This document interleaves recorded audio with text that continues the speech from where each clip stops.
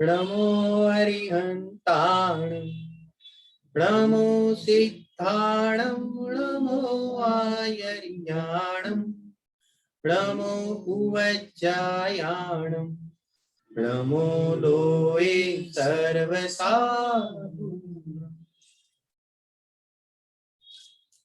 आचार्य देव पुष्पदंत स्वामी અને આચાર્ય દેવ ભૂતબલી સ્વામી દ્વારા રચિત ષટખંડાગમ ગ્રંથ ઉપર તેની એક સામાન્ય ભૂમિકાના રૂપમાં એ ષટખંડાગમમાં શું વિષય વસ્તુ આવેલા છે અને એની જીવનમાં શું ઉપયોગિતા છે તેના સંદર્ભમાં વસ્ત્રાપુર મંદિરમાં 3 દિવસના આયોજનના રૂપમાં ગઈકાલમાં આપણે 8 સ્થાન જે ષટખંડાગમના જે 6 ખંડ છે, જીવસ્થાન, પછી ખુદાબંધ, ત્રીજો છે બંધ સ્વામિત્વ વિચય, ચોથો છે વેદના ખંડ, પાંચમો વર્ગણા ખંડ અને છઠ્ઠો મહાબંધો.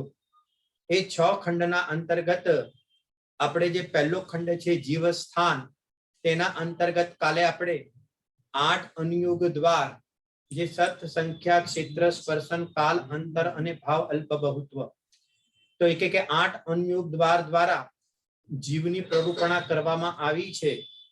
અને એની અંદર આપણે કાલે જોયું હતું કે 20 પ્રરૂપણાઓના માધ્યમથી આખું સ્વરૂપ બતાવવામાં આવ્યું છે. આપણે જોઈ હતી કે 20 પ્રરૂપણા કેવી રીતે થાય છે. તો એક ગુણસ્થાન લીધા છે જેના 14 ભેદ છે. તમારી પાસે બધાને ચાર્ટ આપેલો છે જીવની પ્રરૂપણા. બીજો ભાગ આલાપ વીરસેન સ્વામી આચાર્ય, એમાં હા બહુ સરસ.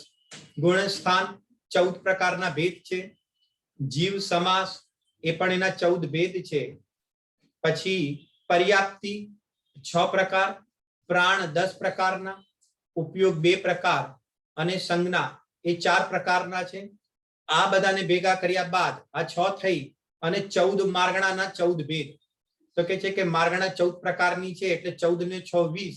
આવી રીતે જીવની 20 પ્રરૂપણા અહીંયા આગળ બતાવવામાં આવી છે. આપણે આજે આપણે આગળ વધીશું. કાલે આપણે ગુણસ્થાન શું સ્વરૂપ છે, જીવ સમાસનું શું સ્વરૂપ છે, પર્યાપ્તિ, પ્રાણ, ઉપયોગ અને સંજ્ઞા, એનું આપણે 2-4 રીતિની અંદર તેનું આપણે અહીંયા આગળ વર્ણન કર્યું હતું. આજે આપણે આપણો જે આજનો જે ટાર્ગેટ છે એ જરા તમે સાંભળી લેજો. આજે શું વિષય વસ્તુ આવવાની છે પહેલા તમે સમજી લેજો. એક તો 14 માર્ગણા જે લખી છે એની અંદર જોજો તમે, એક ગતિ અને ગતિની બાજુ 4 સંખ્યા છે.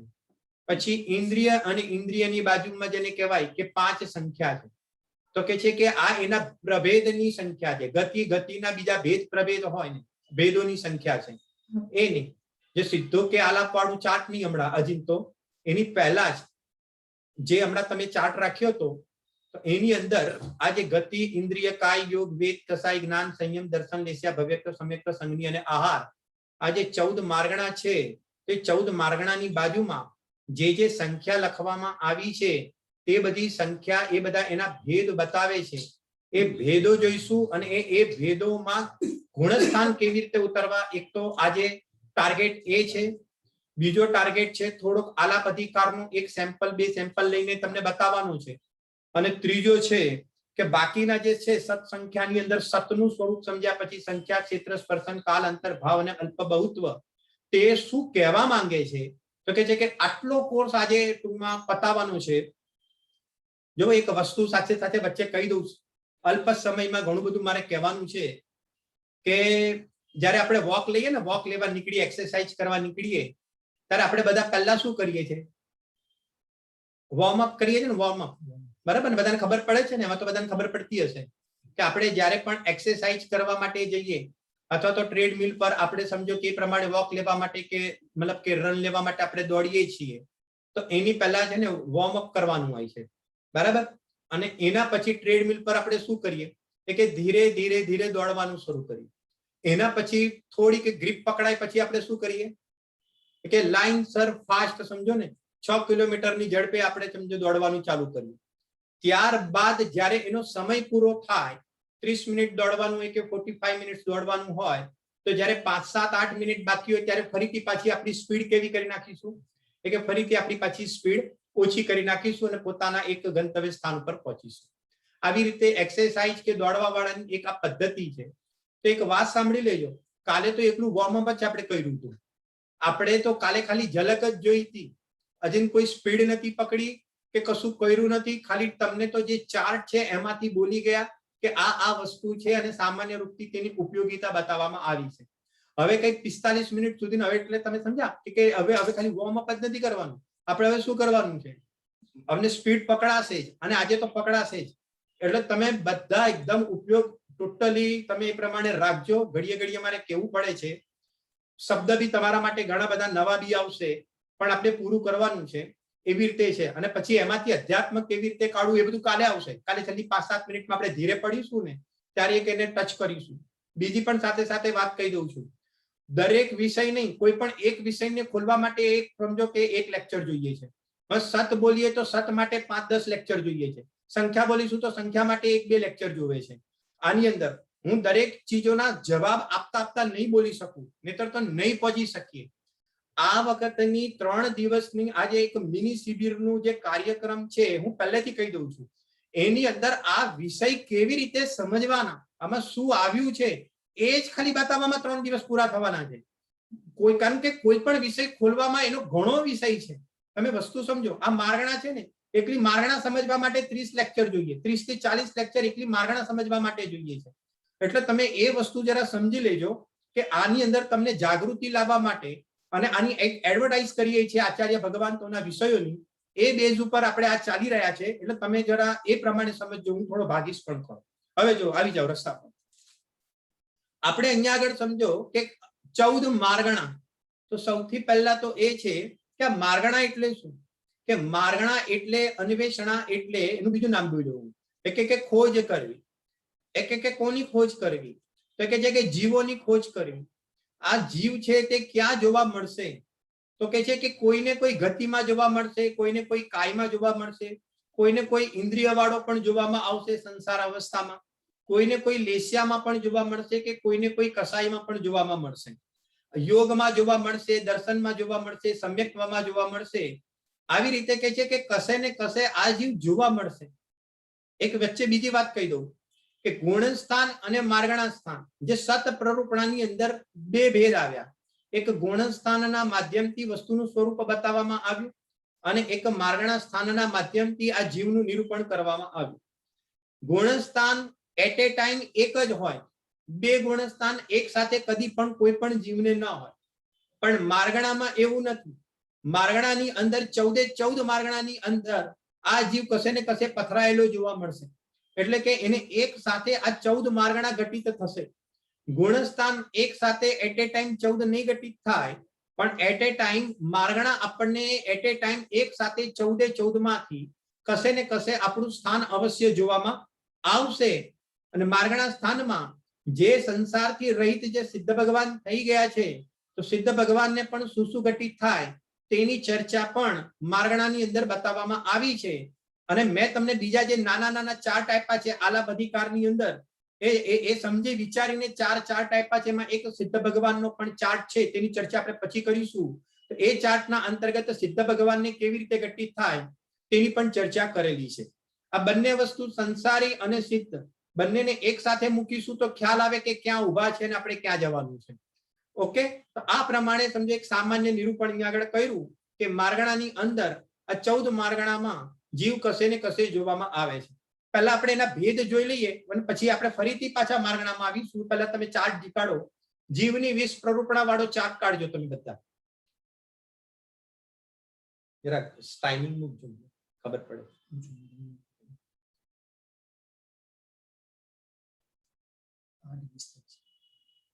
ઓકે, હા, બધાએ કાઢ્યો હશે. જીવની 20 પ્રરૂપણા બધાને પીડીએફ ફાઇલ બી મોકલાવી દીધી હશે.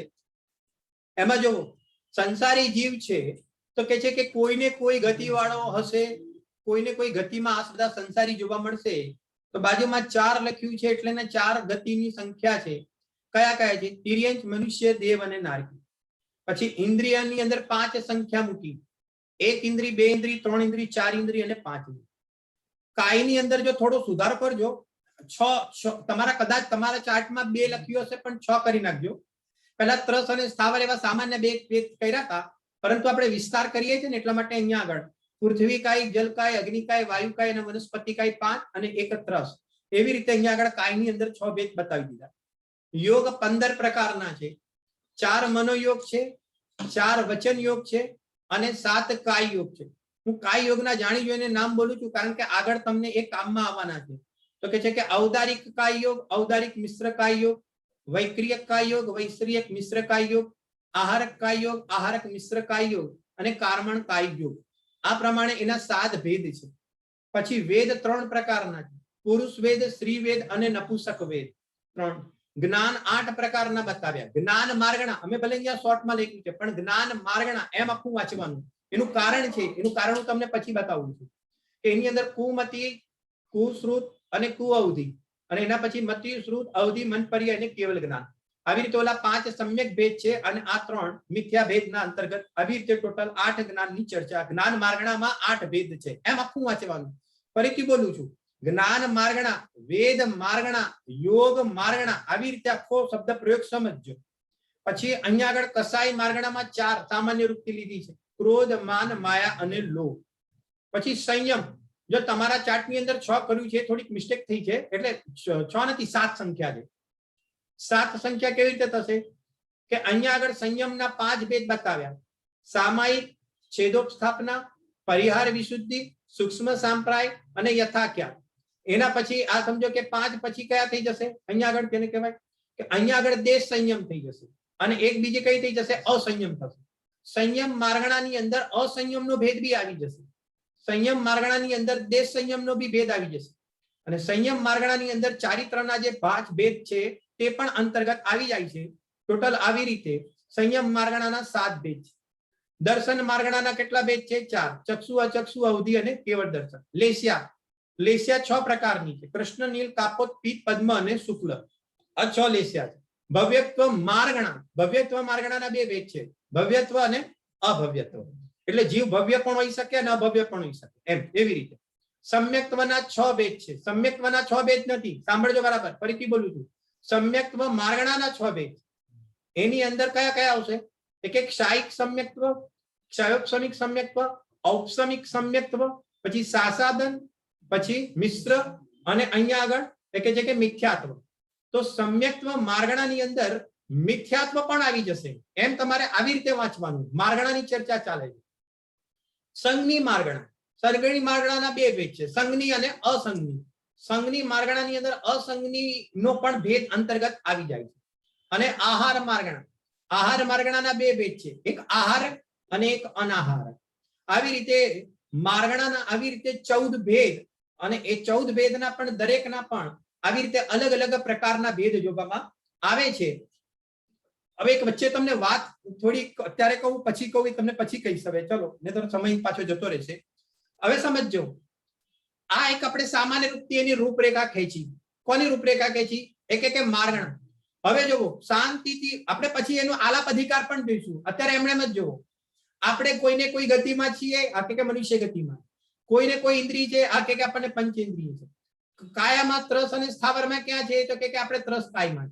યોગ અત્યારે આપણે મનુષ્ય ગતિના જીવ છીએ. થોડું ફાસ્ટ જઉં છું, આઈ નો, પણ મારી પાસે બીજો કોઈ ઓપ્શન નથી. તમે થોડોક ઉપયોગ સૂક્ષ્મ કરજો. ફરીથી વચ્ચે બોલું છું, અત્યારે હું જે પણ કઈ બોલું છું તેને તમે યાદ કરવાની કોશિશ ન કરતા. એ આ રેકોર્ડિંગ થાય છે, ફરીથી તમે સાંભળી લેજો. યાદ કરવામાં ઉપયોગ ન લગાડતા, લખવામાં ઉપયોગ ન લગાડતા, માત્ર અત્યારે ખાલી સાંભળવામાં ઉપયોગ લગાડજો તો પણ ઘણું છે. અત્યારે ખાલી માત્ર તમે ફક્ત સાંભળજો પ્લીઝ. અને અત્યારે આપણે ઓનલાઈન ઉપર છે, ઉપયોગ થોડો સૂક્ષ્મ રાખજો. દાખલા તરીકે આપણે મનુષ્ય ગતિના જીવ છીએ, તો કે મનુષ્ય ગતિના જીવની અંદર અહીંયા આગળ 15 છે, તો કયા લાગુ પડશે આપણને? તો કે અહીંયા આગળ મનુષ્ય ગતિમાં પર્યાપ્ત જીવ છે તો 4 મનોયોગ છે, 4 વચન યોગ છે. કાય યોગમાં કયો લાગુ પડશે? તો કે અત્યારે આપણે અત્યારે આ પોઝિશનમાં કાય યોગની અંદર એ કે છે કે ઔદારિક કાય યોગ આપણને લાગુ પડશે. જ્યારે આપણે વિગ્રહ ગતિમાં હતા ત્યારે કાર્મણ કાય યોગ લાગુ પડતો હતો. પછી વિગ્રહ ગતિથી લઈને અંતર્મુહૂર્ત સુધીનો જે એક કાળ છે તેની અંદર ઔદારિક મિશ્ર કાય યોગ લાગુ પડે. અને ત્યારબાદ તેને લઈને અને જેને કહેવાય કે મરણ પર્યંત રહીને મનુષ્ય ગતિનો જીવ હોય તો કે છે કે જો મન, વચન અને કાય અંતર્મુહૂર્તમાં બદલતા રહે તો એની અંદર જ્યારે કાય યોગ લાગુ પડે ત્યારે અહીંયા આગળ ઔદારિક કાય યોગ લાગુ પડે. આવી રીતે સમજવું. દાખલા તરીકે દેવગતિનો જીવ હોય તો દેવગતિના જીવને કયું હશે તો કે અહીંયા એને અહીંયાથી મરીને સમજો એ વિગ્રહ ગતિમાં જાય. અહીંયાથી મરીને જયારે વિગ્રહ ગતિમાં હશે ત્યારે એને કાર્મણ કાય યોગ હશે. ત્યારબાદ અંતર્મુહૂર્ત સુધી એને વૈક્રિયક મિશ્ર કાય યોગ હશે.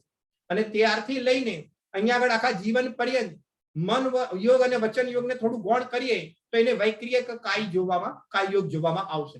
આવી રીતે ઘટિત કરવાનું. ક્યાં ક્યાં શું શું છે એની ચર્ચા આલાપ અધિકારમાં થોડી વિસ્તારથી કરીશું.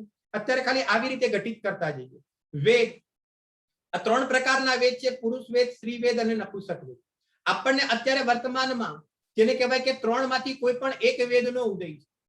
કોઈ એમ પ્રશ્ન પૂછે કે આપણને અત્યારે કયા વેદનો ઉદય છે તો સાંભળજો બરાબર. અહીંયા આગળ આપણે ભલે દ્રવ્યથી તો પુરુષ છીએ સમજો, કોઈ દ્રવ્યથી પુરુષ છે તો કોઈ દ્રવ્યથી સ્ત્રી છે. અહીંયા આગળ કહે છે કે આપણને અત્યારે કયા વેદનો ઉદય છે. હકીકતમાં પરમાર્થથી જોવામાં આવે તો હકીકતમાં તે કેવડી ગમ્ય વિષય છે.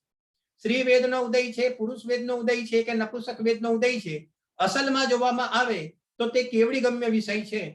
જીનાગમની અંદર ભાવ વેદનું લક્ષણ પણ બતાવવામાં આવ્યું છે. તેના પરથી કદાચ આપણે અનુમાન લગાડી શકીએ, પરંતુ હકીકતમાં યથાર્થમાં તે કેવળ જ્ઞાનનો વિષય છે. વેદ 2 પ્રકારના છે, દ્રવ્ય વેદ અને ભાવ વેદ. શરીર વગેરેની જે રચના છે તે દ્રવ્ય વેદના અંતર્ગત છે. અને ભાવ વેદની અંદર શું છે તો કે છે કે એની અંદર આપણે શું જશે તો કે જીવના એવી જાતના એટ્રેક્શન વાળા જે પરિણામ છે તો કે છે કે તે બધા ભાવ વેદના અંતર્ગત જશે. જ્ઞાનની વાત કરીએ તો જ્ઞાનની અંદર શું પોઝિશન છે તો જ્ઞાનની અંદર અત્યારે સમજો કોઈ મિથ્યા દ્રષ્ટિ જીવ છે તો કુમતિ અને કુશ્રુત જ્ઞાન. કોઈ સમ્યક દ્રષ્ટિ હોય તો એને મતિ જ્ઞાન અને શ્રુત જ્ઞાન. અહીંયા આગળ સમજો કે દાખલા તરીકે કોઈ અત્યારે પંચમ કાળમાં તો અવધિ જ્ઞાન સમજો કે કોઈક જ જગ્યાએ છે, ક્યારેક જ હોય છે. અત્યારે એનો ખુલાસો હું હમણાં નથી કરતો, બાકી પંચમ કાળની અંદર અવધિ જ્ઞાનનો અભાવ છે એવું કથન શાસ્ત્રમાં છે. ક્યારેક ક્યારેક ક્યાં ક્યાં હોય છે તેનું પણ શાસ્ત્રમાં કથન છે, તેને વાત હમણાં ગૌણ કરી. મુનિરાજ હોય, જે તપસ્વી હોય, જેને કહેવાય રુધિરધારી પ્રાપ્ત મુનિરાજ હોય, તેને મન પર્યાય જ્ઞાનની મુલાકાત હોઈ શકે છે. આવી રીતે સમજો કે મુનિરાજ હોય તો એને વધારેમાં વધારે 4 જ્ઞાન સુધી હશે. અને કોઈને સમજો ગુણ પ્રત્યય અતિ જ્ઞાનની અંદર સમજો સમ્યક્ત્વના રૂપમાં એને અવધિ જ્ઞાનની પ્રાપ્તિ પણ થશે.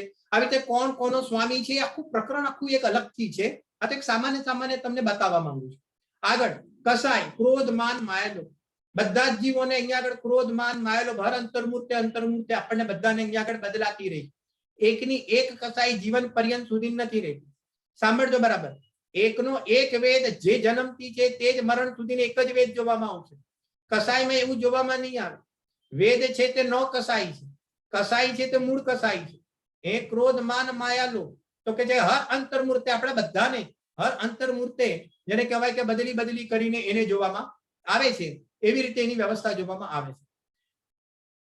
શાસ્ત્રની અંદર એવું બી કથન કરવામાં આવે છે કે મરણ ઉત્પત્તિ થાય, જ્યારે જીવની ઉત્પત્તિ થાય તો જેને કહેવાય કે નરક જીવ જ્યારે ઉત્પન્ન થાય છે ત્યારે તેને ક્રોધ કસાઈ લઈને ઉત્પન્ન થાય છે. મનુષ્ય ઉત્પન્ન થાય છે ત્યારે અહીંયા માન કસાઈ લઈને ઉત્પન્ન થાય.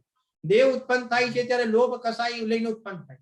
તિર્યંશ હોય ત્યારે માયા લઈને ઉત્પન્ન થાય છે. કેટલાક આચાર્ય દેવનું આવી રીતે માનવું છે અને કેટલાક આચાર્ય દેવ કે છે ના 4 માંથી કોઈ પણ કસાઈ ક્યારે કોઈ બી જગ્યા પણ હોઈ શકે છે. આવા જીનાગમની અંદર 2 મત પણ જોવામાં આવે છે. સંયમ માર્ગણ. સંયમ માર્ગણની અંદર શું બતાવવામાં આવે છે? 7 પ્રકારના. મિથ્યા દ્રષ્ટિ છે ત્યાંથી લઈને 4થા ગુણસ્થાન સુધી છે તો કે છે કે સંયમ માર્ગણની અંદર જોવામાં આવશે. પણ સંયમ માર્ગણમાં ક્યાં જોવામાં આવશે તો કે અસંયમની ભૂમિકામાં જોવામાં આવશે. કોઈ પંચમ ગુણસ્થાન વર્તી હોય તો તે દેશ સંયમની ભૂમિકામાં જોવામાં આવશે. પછી અહીંયા આગળ ચારિત્રના ભેદ છે, સામાયિક, છેદોપસ્થાપના, 6થા થી 9મા ગુણસ્થાન આ બંને જોવામાં આવે છે. અને પરિહાર વિશુદ્ધિ એ કોને જોવામાં આવશે?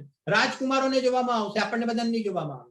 એટલે કે અહીંયા આગળ રાજકુમાર થવું પડે અને 30 વર્ષ સુધી ઘરમાં રહે અને સુખી સંપન્ન હોય, પછી કેવલી ભગવાનના પાદ મૂળની અંદર કેટલીક વિદ્યાઓનું જ્ઞાન કરે અને એ પ્રમાણે સમજો પૂર્વનું જ્ઞાન કરે અને એટલી વિશુદ્ધિ થઈ જાય તો 6થા 7મા ગુણસ્થાને એને પરિહાર વિશુદ્ધિ સંયમ વગેરે જોવામાં આવે છે.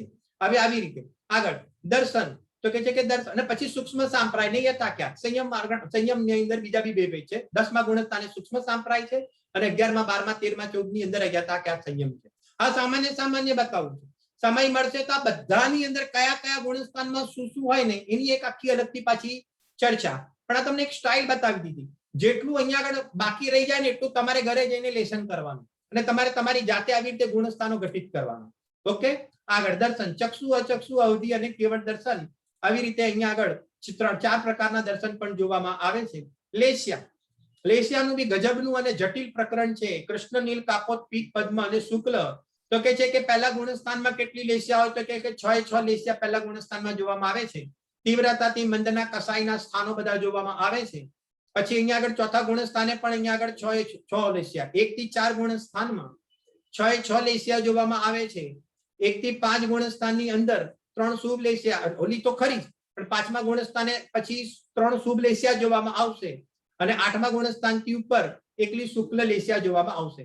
5મા, 6ઠા, 7મા ની અંદર 3 શુભ લેસ્યા જોવામાં આવશે. 8મા ગુણસ્થાનથી 13મા ગુણસ્થાન સુધી શુક્લ લેસ્યા જોવામાં આવશે. ઉપર 13મા પરમ શુક્લ નામ આપી દો. અને પહેલા ગુણસ્થાનની અંદર જેને કહેવાય કે 6 પ્રકારની પહેલાથી લઈને ચોથા ગુણસ્થાન સુધી 6 લેસ્યા અહીંયા આગળ જોવામાં આવશે. બરાબર? કેવું? એવી રીતે વ્યવસ્થા એની છે. આગળ ભવ્યત્વ માર્ગણ. હવે ભવ્ય માર્ગણાની અંદર શું આવશે? કોઈ જીવ ભવ્ય પણ છે અને કોઈ જીવ અભવી પણ છે. એવી રીતે ભવ્ય અભવીના ભેદ એ માર્ગણાની અંદર બતાવવામાં આવ્યું છે. સમ્યક્ત્વ માર્ગણ. સમ્યક્ત્વ માર્ગણાના 6 ભેદ છે. આપણે જોઈ લીધું ક્ષાયિક સમ્યક્ત્વ, ઔપસમિક સમ્યક્ત્વ, ક્ષયોપસમિક સમ્યક્ત્વ. જે સમ્યક દર્શન કરે તો એ બધા ભેદોની અંદર આવી જશે. અને સાથે સાથે બીજી વાત કરીએ તો કે છે કે બીજું કોણ કોણ છે? તો કે પડ્યા પછી સમ્યક્ત્વમાંથી પડે, સમજો ઔપસમિક સમ્યક્ત્વમાંથી તો સાસાદન મિથ્યાત્વ, સાસાદન સમ્યક્ત્વ જોવામાં આવશે. અથવા તો પડે તો ત્રીજામાં મિશ્રમાં પણ જોવામાં આવે. અને એની જેને કહેવાય કે ક્ષયોપસમમાં હોય તો એનું સમ્યક્ત્વ ચાલુ રહે ઇત્યાદિ વગેરેની ચર્ચા છે એની અંદર. પછી એની અંદર બીજી ચર્ચા છે મિથ્યાત્વનો પણ ભેદ આની અંદર જોવામાં આવે છે. સમ્યક્ત્વ માર્ગણાની અંદર મિથ્યાત્વનો ભેદ જોવામાં આવે. અત્યારે આ જે માર્ગણા છે એના એકલા ભેદ જ બોલી રહ્યો છું. આજે હું ફાસ્ટ જઈ રહ્યો છું ને, આમાં એટલા માટે વધારે ફાસ્ટ જઈ રહ્યો છું કે આ ભેદ પ્રભેદો તમે બુકમાંથી જોઈને પણ વાંચી શકો છો. આમાં કંઈ સમજવાનું નથી. આમાં ભેદોને યાદ કરીને તમારે ધારણામાં લઈ લેવાના છે, જે તમે બુકમાંથી પણ આસાનીથી એ તમે યાદ કરી શકો છો. એટલું આ પ્રમાણે ફાસ્ટ જોયું. સંઘની માર્ગણાની અંદર જગતની અંદર કોઈ સંઘની પણ છે અને કોઈ અસંઘની પણ. અહીંયા આગળ સમજજો, જે તિર્યંજ ગતિમાં 1 ઇન્દ્રિય, 2 ઇન્દ્રિય, 3 ઇન્દ્રિય, 4 ઇન્દ્રિય એ બધા તો જેને કહેવાય અસંઘની છે. સંઘની અસંઘનીના ભેદ જેને કહેવાય કે પંચેન્દ્રિયમાં પડે છે. અને પંચેન્દ્રિયમાં પણ તિર્યંશમાં જ સંઘની અને અસંઘનીના ભેદ પડશે. એનો અર્થ એ થઈ ગયો કે મનુષ્ય ગતિનો જીવ લબ્ધ અપર્યાપ્તક હોય, સાંભળજો, શ્વાસના 18મા ભાગમાં જન્મ મરણ કરીને દેહ છોડી દે તો પણ તે સંઘની જ છે. દેવ નિયમથી સંઘની છે. અને અહીંયા આગળ નારકી પણ બધા નિયમથી સંઘની છે. આ બધું યાદ રાખજો કે આલાપ અધિકાર જ્યારે ઘટિત કરવાનો હશે ત્યારે બધું તમને આના ભેદ પ્રભેદ બિલકુલ યાદ હોવા જરૂરી છે. અને આહાર માર્ગણા, આહાર માર્ગણાની અંદર કોઈ જીવ આહારક છે તો કોઈ જીવ અનાહારક છે. થોડોક ઉપયોગ સૂક્ષ્મ કરજો. આહાર માર્ગણાની અંદર કોઈ જીવ અનાહારક છે એટલે શું? કે જ્યાં જ્યાં અહીંયા આગળ વિગ્રહ ગતિની અંદર અજીન જીવે સમજો કે અનાહારક છે. અનાહારક એટલે શું? કે 9 કર્મ પુદ્ગલ વર્ગણા છે તેને હજુ સુધી અહીંયા આગળ ગ્રહણ કરી નથી. 9 કર્મ વર્ગણાને આહાર નામ આપવામાં આવ્યું છે. કર્મની વાત નથી, કારણ કે વિગ્રહ ગતિની અંદર પણ આ જ્ઞાના વર્ણાદી કર્મનો બંધ તો થાય છે, પરંતુ હજી 9 કર્મ વર્ગણાને યોગ્ય એ પુદ્ગલ સ્કંદોને હજી એને ગ્રહણ કર્યા નથી. તો ત્યાં આગળ જીવ અહીંયા આગળ અનાહારક છે એમ કહેવામાં આવે છે. બીજી બી કેટલીક જગ્યા છે ત્યાં જીવ અનાહારક હોય. વિગ્રહ ગતિની તો ચર્ચા કરી, પરંતુ આગળ જ્યારે આપણે કેવલી સમુદ્ગાત હોય ત્યારે સમુદ્ગાત વખતે દંડ, કપાત, પ્રતર અને લોકપૂરણ આવી રીતે જ્યારે 4 પ્રકારના ભેદ બતાવ્યા તો એની અંદર પ્રતર, લોકપૂરણ અને પ્રતર એ વખતે પણ જેને કહેવાય કે ત્યાં આગળ અનારક છે અને ત્યાં કાર્મણ કાય યોગ છે. આવી રીતે ક્યાં ક્યાં કયો યોગ હોય, ક્યાં ક્યાં કઈ લેસ્યા હોય, ક્યાં ક્યાં કયા દર્શન હોય, ક્યાં ક્યાં કયું જ્ઞાન હોય, ક્યાં ક્યાં કઈ ગતિ હોય, ક્યાં ક્યાં કઈ કસાય હોય, ક્યાં ક્યાં કઈ જેને કહેવાય કે આપણે જ્ઞાનની માર્ગણા હોય, આ બધા આવી રીતે રિવિઝનો બધા જેને કહેવાય કે આલાપ અધિકારના અંતર્ગત અહીંયા આગળ મૂકવામાં આવ્યા છે. આવી રીતે આપણે અત્યંત ટૂંકાણમાં આ 14 માર્ગણાના ભેદ, આ તો ખાલી માત્ર ભેદની વાત કરી તો કે 14 માર્ગણાના ભેદ કેવી રીતે છે તેની અહીંયા આગળ આપણે આ ચર્ચા જોઈ. હવે તમે આવી જાઓ, હવે તમે પહેલું પેપર કાઢો જીવસ્થાનનું. હવે આની અંદર મારે બધામાં ગુણસ્થાનો ઘટિત કરવા હતા, પણ હવે હમણાં એને ટચ નથી કરતો, કારણ કે મારા જીવસ્થાનની બીજી ભૂમિકાઓ પણ આજે બતાવી છે. કારણ કે બધું આરામથી ભણીશું. આપણે બધા જયારે ભેગા થઈશું ને પ્રત્યક્ષમાં, ત્યારે ક્યાં શું છે ને આરામથી આપણે સમય લઈને બધી વ્યવસ્થા કરીશું. તમે તમારા સ્થાન ઉપર પણ ભણજો અને ભેગા થઈશું તો ભણીશું આપણે. અત્યારે ખાલી એક એની રૂપરેખા સમજી લેજો. હવે સમજો, હા, થોડો ચાર્ટ ઊંચો કરજો. બસ બસ બસ. હવે જો એકચ્યુઅલી હા, હવે આજનો ટાર્ગેટ છે આખા આ જે બતાવ્યું છે ને 7 સ્વરૂપણાથી લઈને એને મારે મતલબ કે એના શબ્દોના ભાવોને આપણે જરા સમજી લઈએ એટલે આજે એક કોર્સ આપણો થઈ જાય. આ જુઓ, સૌથી પહેલા હવે અહીંયા આગળ જુઓ કે સત પ્રરૂપણાની અંદર આપણે જોયું કે એક અનુયોગ દ્વારની અંદર સતની અંતર્ગત ગુણસ્થાન અને માર્ગણા સ્થાનની આવી રીતે ચર્ચા કરવામાં આવી. માર્ગણામાં આપણે જે બધા હમણાં ભેદ પ્રભેદ શીખ્યા એ બધા ભેદોનું પણ વિસ્તારથી વર્ણન કરવામાં આવ્યું છે. આપણે ભલે 10 મિનિટમાં બોલી ગયા પણ અહીંયા આગળ કે છે પાનાના પાના ભર્યા છે તો તેની અંદર માર્ગણાનું સ્વરૂપ બતાવવામાં આવ્યું છે. મેં એક કોર્સ તમારા માટે છે ને નક્કી કરી રાખ્યો છે, મેં પેપરમાં બી લખ્યું છે અલગથી.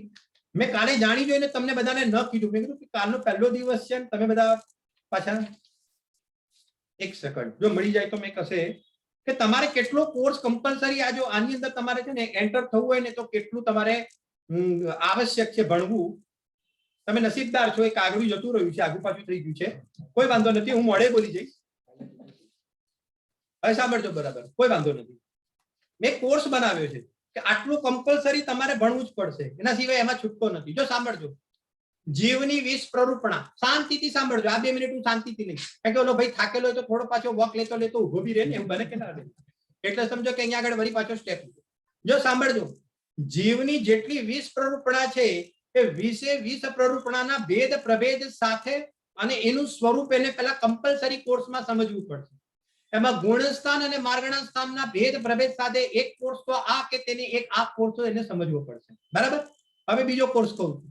બીજા કોર્સની અંદર કર્મોની 148 પ્રકૃતિઓ છે. એ કર્મની 148 પ્રકૃતિ કે અલગ અલગ ભેદ પ્રભેદ એટલે જ્ઞાનાવરણની મૂળ પ્રકૃતિ અને એની ઉત્તર પ્રકૃતિ, આ બીજી બધી જે છે તે પછી મતિશ્રુત જ્ઞાનાવરણની બધાની એ બધાનું સ્વરૂપ સમજવું પડશે અને 148 કર્મની પ્રકૃતિ પાકી કરવી પડશે. આ બીજો કોર્સ.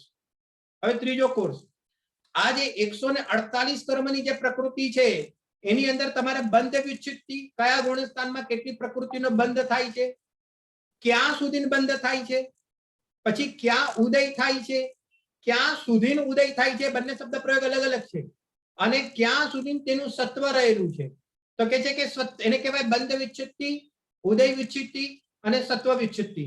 તો કે છે કે આ 148 કર્મની પ્રકૃતિ બાદ આ બંધ, સત્વ અને ઉદય, તો કે આ ત્રણની વિચ્છિત્તિ ક્યાં ક્યાં થાય છે કે તે કમ્પલસરી કોર્સની અંદર તમારે જેને કહેવાય કે એનું જ્ઞાન અહીંયા આગળ કરવું પડશે. બહુ શોર્ટ છે, આમાં કઈ મેં બધું લાંબો કોઈ કોર્સ નથી કીધો. આ તમારે બસ આ બધું તમને શેમાંથી મળશે? એક ગોમટસાર જીવકાંડ છે, તેમાં માર્ગણાનું સ્વરૂપ ઇત્યાદિ, ગુણસ્થાનનું સ્વરૂપ ઇત્યાદિ વગેરે તમને બધું મળશે.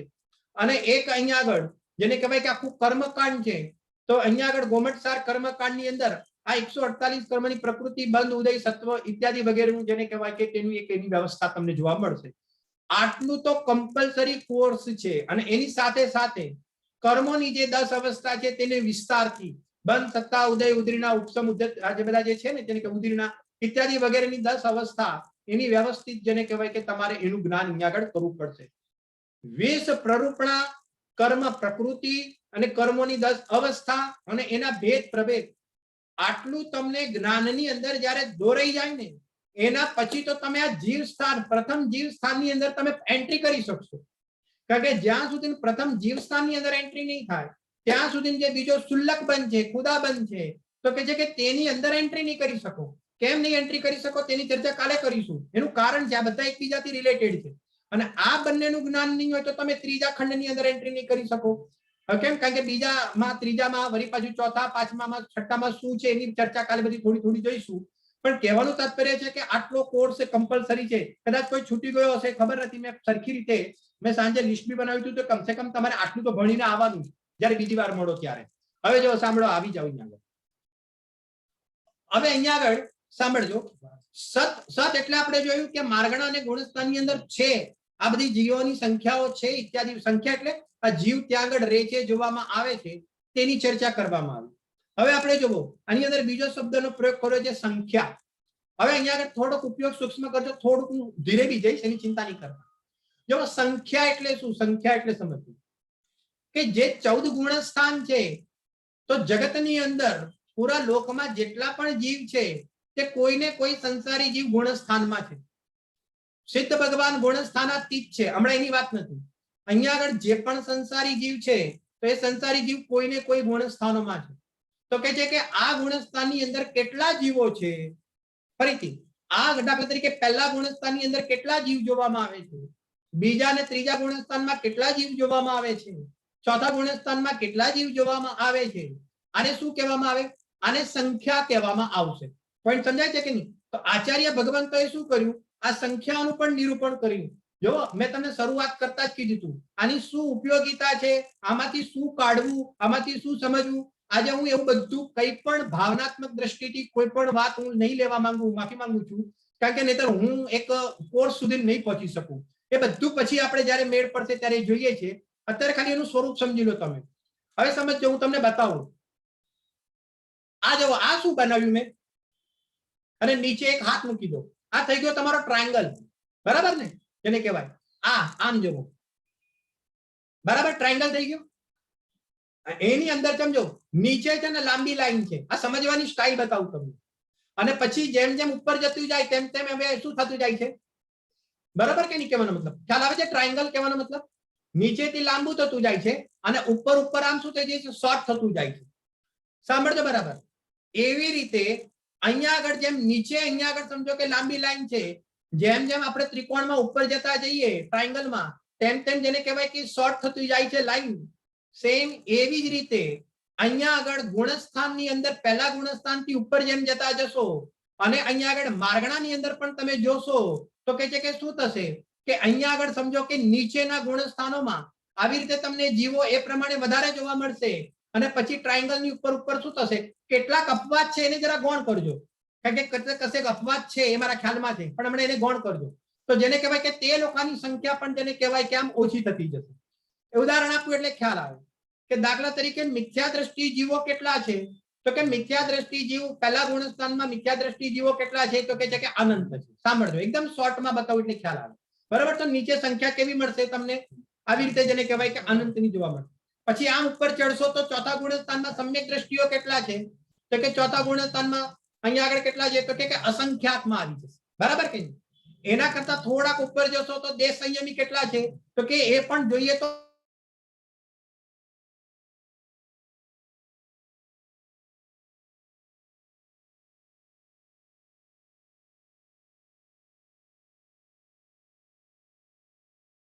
સંખ્યાતની શ્રેણીની અંદર જેને કહેવાય કે એ બધા એની અંદર આવી જશે. ખ્યાલ આવે છે કે નહીં? હંમેશા હીન પરિણામ વાળા, હીન ગતિ વાળા, હીન લેશિયા વાળા, આ ફરીથી મેં ગુણસ્થાનમાં પહેલા બોલ્યો, હવે સાથે માર્ગણા સાથે બોલું છું. ફટ વિષય બદલાતો જશે, એ તમે થોડો ઉપયોગ સૂક્ષ્મ કરજો. એવી રીતે હીન ગતિ વાળા, હીન માર્ગણા વાળા, હીન પર્યાય વાળા, હીન ઇન્દ્રિય વાળા, બરાબર ને? કેમ એ પ્રમાણે સંકલેશ કસાયો વાળા, તો કે એ બધાની સંખ્યા નીચે આમ કેવી રીતે થઈ જશે, વધારે જોવામાં આવશે સંસારમાં. અને ઉપર ઉપર ઉપર કેવી જોવામાં આવશે, કે ઉપર ઉપર એક જેને કહેવાય કે સારા લોકોની જેને કહેવાય કે અહીંયા આગળ ઓછી જોવામાં આવશે. એક દાખલો આપું એટલે ખબર પડે તમને. જેમ દાખલા તરીકે સમજો તમે કે શેર માર્કેટની અંદર નથી હોતું, શેર માર્કેટની અંદર શું હોય છે ભાઈ રાહુલ, ઓલું શું કહેવાય કે એક તો તમારું ઓલું સ્મોલ કેપ હોય, બરાબર ને? એના પછી શું હોય, મિડ કેપ હોય. હા, જો બધા એક સાથે બોલે છે. અને પછી અહીંયા આગળ શું હોય ઉપર, બરાબર ને? તમે મને એમ કહો ત્રણમાં ફરક શું છે? મને ખબર છે બધાને આવડે છે, બધાને ખ્યાલ છે, મને ખબર છે, પણ તમને જે ખ્યાલ છે મારે નથી બતાવવું. ખ્યાલ આવે છે કે નહીં? એ ત્રણેયમાં ફરક શું છે? જે સ્મોલ કેપ છે, જે મિડ કેપ છે અને જે લાર્જ કેપ છે, એ બધાની જે વેલ્યુએશન છે બધામાં ફરક છે કે નહીં? જેમ જેને કહેવાય લાર્જ કેપ છે તો એની વેલ્યુએશન કેવી છે? લાર્જ કેપમાં ભાઈ શું આવે? રિલાયન્સ આવે, રિલાયન્સ છે, એશિયન પેન્ટ છે, મને બે ત્રણ જ નામ આવડે છે પાછું, કે આ બધા છે ને, આ બધા લાર્જ કેપ છે, પણ એ બધાની વેલ્યુએશન કેવી છે? કે જોરદાર છે, બરાબર ને? કહેવાનું. એના પછી કઈ છે કંપનીઓ બધી મિડ કેપમાં આવે. આ તમારી બેંકો બધી મિડ કેપમાં આવે, આમ જનરલી કહેવાનું મતલબ. અને પછી જે પાવરમાંથી પાવર નીકળી જાય છે બધા કઈ કેપમાં આવે? કે પાવરમાંથી જે પાવર નીકળી જાય છે ને એ બધી કઈ આવે? સમજવા માટે એક બધી સ્મોલ કેપમાં આવે. વેલ્યુએશન તમે સમજ્યા કે નહીં? એવી રીતે જેમ સ્મોલ કેપ, મિડ કેપ અને લાર્જ કેપ, એ બધાની ત્રણેયની જેને કહેવાય કે વેલ્યુએશનમાં ફરક છે. એવી રીતે અહીંયા આગળ કે છે કે અહીંયા હવે સાંભળજો, અહીંયા આગળ ઢગલા બંધ લેવા વાળા મળશે. સાંભળજો બરાબર. અહીંયા મિડ કેપ ની અંદર એને અપેક્ષાએ ઓછા લેવા વાળા મળશે. અને લાર્જ કેપ ની અંદર એમઆરએફ કેટલા લે? એમઆરએફ નો શેર હોય એ કેટલા લોકો લે? તો કે છે કે એક અત્યંત ઓછા લેવા વાળા હોય. પોઈન્ટ સમજી ગયા હું જે કહેવા માંગુ છું? એમ અહીંયા આગળ કહે છે કે નીચેવાળા જે ગુણસ્થાન વાળા વધારે જોવા મળશે, એની ઉપરના જેને કહેવાય મિડ કેપ વાળા એની અપેક્ષાએ અહીંયા આગળ જેને કહેવાય કે ઓછા જોવા મળશે. અને લાર્જ કેપની કંપનીઓ વાળા જે વેલ્યુએશન વધારે છે એવા આપણા મુનિ ભગવંતો જે છે, બરોબર, કે જેની પાસે વિશિષ્ટ વૈભવ જોવામાં આવે છે, તો કે તે લોકોની સંખ્યા કેવી જોવામાં આવશે? એ બધાની સંખ્યાઓ સિદ્ધ ભગવાનને વાત કરો, એ બધાની સંખ્યાઓ સંખ્યાતમાં જોવામાં આવશે. પોઈન્ટ પકડાઈ જાય? કહેવાનો મતલબ તો કે આ જેમ આમ ગ્રાફ હોય ને, સ્મોલ, મિડ અને અહીંયા આગળ લાર્જ, એવી જ રીતે જ અહીંયા આગળ જીવોની સંખ્યા ચાહે મારણામાં જોવામાં આવે કે ચાહે ગુણસ્થાનમાં જોવામાં આવે, તો તમને જેને કહેવાય કે આવી રીતે ટ્રાયંગલના રૂપની અંદર આવી રીતે જોવામાં આવશે. ખ્યાલ આવે છે કે નહીં? મને એક બીજું પણ યાદ આવી ગયું, પેલું તમારા યુટ્યુબ ની અંદર હોય છે ને, ઓલા જે ઓલા શું કહેવાય તમારા ફોલોવર્સ હોય કે વ્યૂ વાળા હોય કે શું હોય, એમ લખેલું એટલે શું? એમ એટલે હોય ને, એમ માં આવે એટલે જેને કહેવાય લાખોમાં હોય. એમ વાળા કેવા છે? લાખોમાં. એમ જ હોય છે ને કહેવાનો મતલબ, બરાબર કે નહીં? અને કે વાળા હોય છે 1 કરોડોમાં હોય, એમ આપણી ભાષામાં ચાલતા. અને બીજા બધા આપણા જેવા કેવા હોય? સંખ્યાતમાં હોય. ખ્યાલ આવે છે કહેવાનો મતલબ? એમ અહીંયા આગળ કે છે એમ, કે અને અહીંયા આગળ શું કે છે? ઓલા લોકોને ઘણા બધા ઓળખીતા હોય. તમે સમજો ને, એમ બીજા એકબીજાને અથડાયા કરે ને ઘણા બધા ઓળખીતા હોય. એમ તમારે મિથ્યા દ્રષ્ટિના ટોળે ટોળા છે, એના બધા જેને કહેવાય ફોલોવર્સ પણ એકબીજાના ઘણા બધા હોય, તમારે પેટ ભરીને હોય. અને એમ કરતા કરતા ઓલા ઓછા હોય, કે વાળાના ઓછા હોય, અને સંખ્યાત વાળાના મુનિરાજ જેવું હોય કે એની સંખ્યા કેટલી છે કે સંખ્યાત જ છે. એનું ટોળું પણ કેટલું હશે? તો કે એનું ટોળું પણ આવી રીતે ઓછું હશે. એવી રીતે કે છે કે આવી રીતે જે ગ્રાફ છે એ સર્વત્ર બધી જગ્યાએ જેને કહેવાય એક પ્રકરણ આવશે અલ્પ બહુત્વ. યાદ રાખજો, મને ખબર નથી ક્યારે લેવાશે, મને ખબર નથી, પણ આખો આનો જે જબરજસ્ત વિસ્તાર નીકળશે ને એ અલ્પ બહુત્વના અંતર્ગત જેને કહેવાય કે એક નીકળશે. અને એક બીજો બી છે, બીજા ખંડની અંદર મહાદંડક ચુલિકા અધિકાર છે, એની અંદર એનાથી પણ અગાધ એક વિસ્તાર એની અંદર નીકળશે. આ પ્રમાણે જેને જોવામાં આવશે. સમય ભાઈ કહીજો મને, કહેવાનો મતલબ બરાબર કે નહીં? હા, તો હવે સમજો કે આવી રીતે સંખ્યાનું સ્વરૂપ સમજી લીધું. અત્યારે ઘટિત નથી કરતો, પરંતુ તમે આવી રીતે સમજો. પછી એને પછી ક્ષેત્ર જોવો. હવે જો ક્ષેત્રની અંદર શું છે કે એક સામાન્ય રૂપનું કે ક્ષેત્રમાં કોણ ક્યાં રહે છે, કે 4 ગતિના જેવા, તો માર્ગણાની અપેક્ષાએ વાત કરી, પણ અહીંયા આગળ ગુણસ્થાનની અપેક્ષાએ, જીવસ્થાનની અંદર ગુણસ્થાનની અપેક્ષાએ ચર્ચા કરવામાં આવી. તો કે પહેલા ગુણસ્થાન વાળા લોકની અંદર ક્યાં રહે છે? તો કે સર્વત્ર પહેલા ગુણસ્થાન વાળા જોવામાં આવશે. એવી રીતે. અને પછી સમજો કે બીજા ગુણસ્થાન થી લઈને 14મા ગુણસ્થાન સુધીના ક્ષેત્ર શું છે? કે લોકનો અસંખ્યાતમો ભાગ છે. તો કેવડી ભગવાનને સમુદ્રઘાત વખતે શું હોય છે? તો કે દંડ કપાત વખતે શું થશે? પ્રતર વખતે શું થશે? લોકનો અસંખ્યાતમો બહુ ભાગ હશે. અને અહીંયા આગળ સમજો લોક પૂર્ણ વખતે કે સંપૂર્ણ લોક હશે. આવી રીતે ક્ષેત્રના અંતર્ગત જેને કહેવાય કે એ બધા કયા ગુણસ્થાન વાળાનું કેટલા રોક્યા છે તેની ચર્ચા કરવામાં આવી છે. હવે જુઓ સ્પર્શન. કેટલા વાગ્યા? 5 મિનિટ છે. 5 મિનિટ છે ને? 5, 2 મિનિટ 3 મિનિટ છે? 5 મિનિટ છે. હા, ઓકે. જો સ્પર્શન જમણજો, સ્પર્શન બહુ સરસ છે. ક્ષેત્ર અને સ્પર્શનમાં શું ફરક છે? તમે જે જગ્યા ઉપર છો તેને અહીંયા આગળ ક્ષેત્ર કહેવામાં આવે, બરાબર ને? એનું માર્ગણા વખતે જોઈશું, થોડુંક સમજીશું ક્યાં ક્યાં કેવી રીતે છે. સ્પર્શનમાં શું છે કે સ્પર્શનનો અર્થ થાય છે સ્થળાંતર. એક જગ્યાએથી બીજી જગ્યાએ જઈએ તો કે છે કે આ જીવ એક જગ્યાએથી બીજી જગ્યાએ જાય અને એ ક્યાં સુધી જઈ શકે, ક્યાં સુધી સ્થળાંતર કરી શકે, તેને શું કહેવામાં આવે? તેને સ્પર્શન કહેવામાં આવે. એકદમ સાદી સરળ ભાષામાં એક દાખલો આ સ્પર્શનનો જ લઈને પછી આપણે પૂરું કરી લઈએ છીએ, એટલે ટોપિક પૂરો થઈ જાય. સાંભળજો, સ્પર્શનની અંદર 4 પ્રકારથી ભેદ બતાવ્યા છે. સ્વસ્થાન વિહાર, પરસ્થાન વિહાર, મારણાંતિક સમુદ્ઘાત, બીજા બી સમુદ્ઘાતોમાં છે પણ આપણે મુખ્ય રૂપથી આની ચર્ચા કરીએ. અને પછી ઉપપાદ સ્થાન. હવે સાંભળજો, એકદમ સરળતાથી તમને સમજાવું, ખ્યાલ આવે એટલું. સ્વસ્થાન વિહારમાં શું છે કે ઉપપાદ સ્થાનમાં તો જીવ જન્મ લે અને જે સ્થાન પર હોય તેને ઉપપાદ સ્થાન કહેવામાં આવે. સ્વસ્થાન વિહારની અંદર જ્યાં આગળ જે ગામમાં મતલબ જે જગ્યા ઉપર રહે છે ત્યાં આગો પાછો થાય તેને અહીંયા આગળ સ્વસ્થાન વિહાર કહેવામાં આવે. પછી એક જગ્યાએથી થોડા લાંબા અંતરની અંદર તે આગો પાછો થાય તો કે છે કે તેને પરસ્થાન વિહાર કહેવામાં આવે. અને અહીંયા આગળ પરસ્થાન વિહાર બી ઘણા મોટા મોટા હોય છે, રાજ્યોમાં હોય છે. આ એક સામાન્ય રૂપથી તમને બતાવ્યું. અને મારણાંતિક સમુદ્ઘાતની અપેક્ષાએ કે જ્યારે એને મરણ કરવાનું હોય તેના અંતર્મુહૂર્ત પહેલા જ્યાં આગળ જન્મ લેવાનો હોય તો એ વસ્તુ એ જગ્યા પર ત્યાં આગળ જઈને આત્માના પ્રદેશો પાછા આવે છે, એક એવું બી કથન છે. અને અહીંયાથી જ પ્રદેશોને ત્યાગ કરતો ત્યાં આગળ જન્મ લે છે. આવા 2 કથન, 2 નિરૂપણ પણ તેને સમુદ્ઘાતની અંદર જોવામાં આવે છે. બરાબર? હવે આવી રીતે જોવો તો એક સુંદર દાખલો આપું એટલે તમને ખ્યાલ આવે.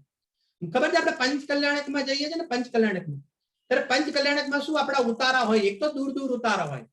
હવે દૂર ઉતારામાં શું થાય કે આપણને એક તો સૌથી પહેલા બિલ્ડિંગ આગળ છોડી દે, એટલે આપણને જે બિલ્ડિંગ આગળ છોડી દે કે ઉપર કઈ ગાડી આપણી ઉપર મૂકવા ના આવે, કે અહીંયા આગળ નીચે આપણને પ્લેટફોર્મ પર છોડી દીધા, તો એ શું થઈ ગયું, તમારું ઉપપાદ સ્થાન થઈ ગયું.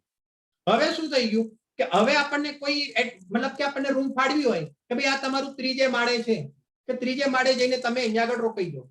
પછી આપણે કહીએ કે ભાઈ આ ત્રીજા માળ સુધી સમજો કે તમે અત્યારે એક આ તો સારી જગ્યા છે, એકચ્યુઅલી તો અમે બીજાને ફાળવી છે.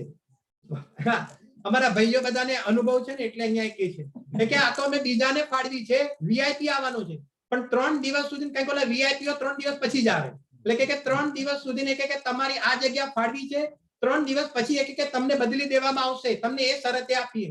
આપણે કે હારું ભાઈ ચલો જે મળ્યું એ બરાબર કે નહીં. એટલે આપણે શું કરીએ કે આપણા એક ગ્રુપને અહીંયા આગળ ત્રીજા માળે આપણને અહીંયા આગળ ઉતારવા. હવે થયું શું કે આપણે બધા શું થઈ ગયા, ત્રીજા માળે 3 દિવસ માટે આપણે રોકાયા, એ આપણું શું થઈ ગયું, સ્વસ્થાન થઈ ગયું. હવે આપણી જોડે વેવાઈ પણ હતા, હવે રૂમમાં બધા એક સાથે ના રહે એટલે વેવાઈ શું હતા, વેવાઈને વળી પાછો ચોથા માળે આપ્યો હતો. એટલે હવે શું થયું ખબર છે, આપણે ત્રીજા માળે તો રોકાયા, હવે ઘડીએ ઘડીએ વેવાઈ ત્યાંય બોલાવા આવે, જેમ અહીંયા બોલાવા આવે એમ.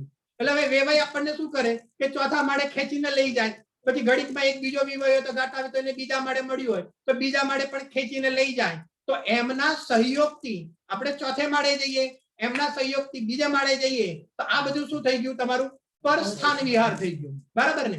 અને હવે થયું શું, ત્રીજો દિવસ પતવા આવ્યો અને ઓલા ભાઈ આવી ગયા કે તમારે જગ્યા ખાલી કરવી પડશે, તો કે મેં જઈએ ક્યાં, કે ઓલું અહીંયા આગળ 2 કિલોમીટર હોલ છે ને, કે ત્યાં આગળ તમારો ઉતારો છે. હવે આપણે શું કરીશું કે જ્યારે આપણે સમજો 1 કલાક બાકી હશે ને ત્યારે ઓલા લોકો આવવા, સમજો ઓલા લોકોને આવવા અને આપણો અહીંયા સમય પતવા, ત્યારે આપણે શું કરીશું, ચલો હજી 1 કલાક છે ને આપણે જોઈ તો આવીએ, ઓલી જગ્યા આપણે જોઈ તો આવીએ. એટલે આપણે શું કરીશું કે આપણે અહીંયા બિસરા પોટલા અહીંયા રાખીને આપણે પહેલા હોલ શું કરીશું, જોવા જઈશું. અને એ હોલ જોવા જઈશું અને જોવા ગયા ને એટલે એને શું કહેવાય કે મરણ કરે, એટલે એ જગ્યા ટ્રાન્સફર કર્યા પહેલા એને શું કહેવાય, તો કે એને આપણે કહીએ મારણાંતિક સમુદ્ગાર. તો કે આપણે જોઈએ છીએ અને પછી ત્રીજા દિવસે શું થઈ જાય છે, અહીંયા આગળ આ ગતિમાં બીજો કોઈ જીવ આવી જાય છે અને આ જીવ અહીંયાથી જેને કહેવાય કે બિસરા પોટલા લઈને, બિસરા પોટલા એટલે તેજસ અને કાર્મણ શરીર, એટલે કે તેજસ અને કાર્મણ શરીર લઈને અહીંયાથી જેને કહેવાય કે સ્થળાંતર કરી લે છે. સાંભળજો, એક એક પ્રકરણ સમજજો. આ બધા સ્થાનો છે ને વૈરાગ્ય જગાવવા માટે, આ બધા સ્થાનો છે ને એકના એક સ્થાનની અંદર આપણને મમતા થઈ જાય છે અને મમતા થઈ જાય છે, એમ થઈ જાય છે કે આ બધું જ મારું છે. અને જ્યાં જ્યાં મમતા કરીને જે સ્થાનમાં જે ગતિઓમાં જાય છે ને ત્યાં મમતા કરે છે. આના પરથી નક્કી થાય છે કે ગમે તેવો જીવ હશે પણ એને આ સ્થાન છોડીને નિયમથી જવું જ પડશે. એમ આ દરેક પ્રકરણ છે ને વૈરાગ્ય ઉત્પન્ન કરવા માટે છે. બહુ એક વસ્તુ બહુ ગંભીર છે. આ ઘણી ગંભીરતાની અંદરમાં ઘણી ગંભીરતા ભરેલી છે. આપણી પાસે એટલો સમય નથી હોતો, પણ શાંતિથી વિચાર કરીશું તો આ બધી ચીજોના સંસારમાં બનતી અવસ્થાઓ, વ્યવસ્થાઓ, ગતિશીલતાઓ એ બધાનો આપણો રસ તૂટી જાય. આજનો સમય આપણો સમાપ્ત અહીંયા આગળ કરીએ છીએ. કાલે વિશેષ ચર્ચા બીજી માર્ગણા અને બીજી દંડ ચુલિકા ઇત્યાદિ વગેરેમાં કેવી રીતે લેવું તેની ચર્ચા આપણે કાલે વિસ્તારથી જોઈશું. જય જિનેન્દ્ર.